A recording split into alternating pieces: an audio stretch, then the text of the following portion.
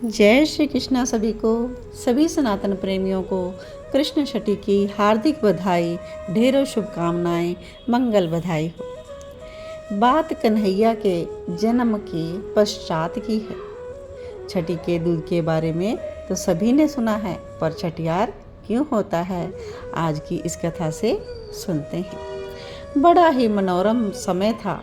हर तरफ संगीत और बधाई के गीत बज रहे थे। कृष्ण जन्म अवतरण हो चुका था और सारा नंदग्राम फूलों से सजा हुआ था।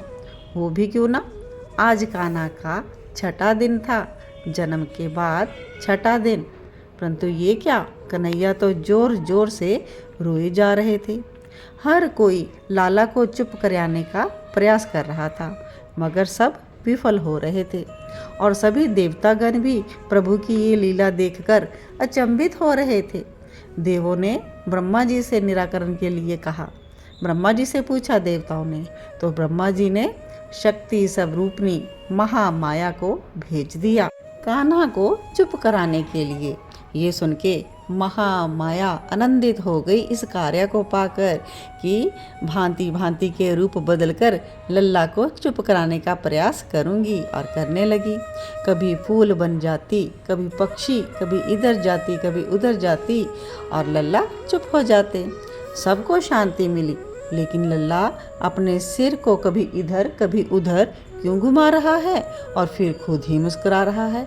यह तो दरअसल माया की माया सिर्फ प्रभु देख रहे थे, और तो कोई देख ही नहीं पाता। और फिर लल्ला रोने लगे। तो माया ने कहा, हे ब्रह्मा जी, प्रभु को भूख लगी है और मैया को दूध नहीं आ रहा। यही है प्रभु के रोने का कारण। तो फिर ब्रह्मा जी के आशीर्वाद से यशोदा जी की छाती में दर्द महसूस हुआ, और फिर देखा तो दूध टपक रहा है। मैया ने झट से कान्हा को गोद में उठाया और छाती से लगा लिया।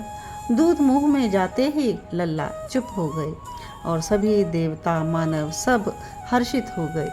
परंतु माया तो गुमसुम हो गई। ब्रह्मा जी से छुपा ना रहा, पूछा कि क्या बात है। महामाया ने कहा कि मुझे तो कन्हैया को ऐसे मनाने में बड़ा आनंद आ रहा था, और आपने और ही कर दिया कार्य। ब्रह्मा जी ने मुस्कुराते हुए कहा, ये बात है तो आज से तुम छठी के रूप में हर बच्चे के छठे दिन पूजी जाओगी। साज सजावट और गीत संगीत से तुम्हारा स्वागत होगा, और बिना किसी को दिखाई दिए हर बच्चे के साथ तुम आनंद कर पाओगी।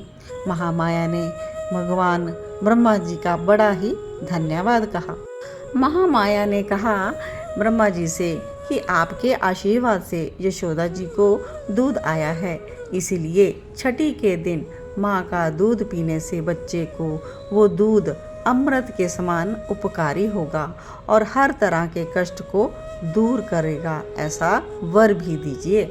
तो ब्रह्मा जी तथा अस्तु कहकर अंतर्धान हो गए। तो तभी से छठी पूजन, छठी हार का प्रचलन है, और छठी के दूध का अलग ही महत्व है। तो आइए सभी सखियां मिलकर छठी के गीत गाओ, नंद के लाला की छठी धूमधाम से मनाओ। सभी कृष्ण भक्त इस छठी उत्सव को बड़े ही धूमधाम से मनाते हैं, और कन्हैया के भोग लगाने के लिए बहुत भोज्य पदार्थ तैयार करते हैं, जैसे कड़ी, चावल, पंच अमृत आदि तैयार किया जाता है। श्री कृष्ण की छठी पूजा में इन सब भोज्य पदार्थों के साथ साथ फल, फूल, माखन, मिश्री आदि भी अर्पित किए जाते हैं। भगवान कृष्ण को पंच अमृत से स्नान कराएं, उन्हें साफ कपड़े से पोंछें, नए वस्त्र, आभूषण, विशेष श्रृंगार करें, और अपने लड्डू गोपाल को चंदन, केसर, हल्दी, फल फूल, धूप दीप अर्पित करें। कान्हा की छठी पूजा में उनकी प्रिय वस्तुएं जैसे कि बांसुरी, मक्खन, मिश्री का भोग और मोर पंख इत्यादि भी उन्हें अर्पित कर सकते हैं। कान्हा जी का नामकरण करें, और जिस नाम से भी आप उन्हें पूजते हो उसी नाम से बुलाएं। पूरे साल उनकी उसी नाम से साधना उपासना करें, और पूजा के अंत में उनकी आरती उतारें, और सभी को प्रसाद बांटें और स्वयं भी ग्रहण करें। तो छठी देवी की पूजा का बहुत ज़्यादा महत्व माना गया है।